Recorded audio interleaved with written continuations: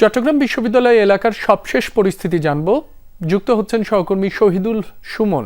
সুমন, বিশ্ববিদ্যালয়ের এখনকার সবশেষ পরিস্থিতি কেমন দেখছেন? যৌথ বাহিনীর অভিযান সম্পর্কে আর কোনো তথ্য পেয়েছেন কিনা?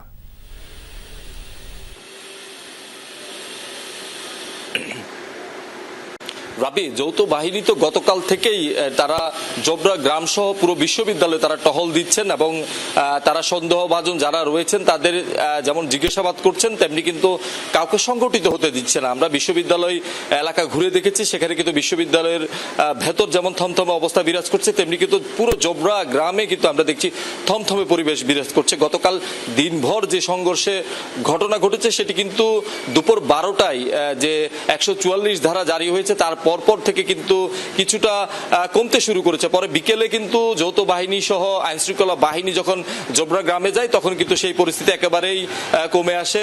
যারা জোবরার স্থানীয় বাসিন্দারা রয়েছেন তারা কিন্তু গ্রেপ্তার আতঙ্কে তখনই তারা গ্রাম ছেড়ে পালিয়ে যায়। পরে কিন্তু শিক্ষার্থীরা সেখানে যায়। জোবরা গ্রামে যারা রয়েছেন তারা অভিযোগ করছেন যে তখন শিক্ষার্থীরা আইনশৃঙ্খলা বাহিনীর সদস্যদের উপস্থিতিতেই সেখানে ভাঙচুর এবং লুটপাট চালিয়েছে এবং সেই ঘটনায় তারা কিন্তু বিচার চান এবং ক্ষতিপূরণ চান।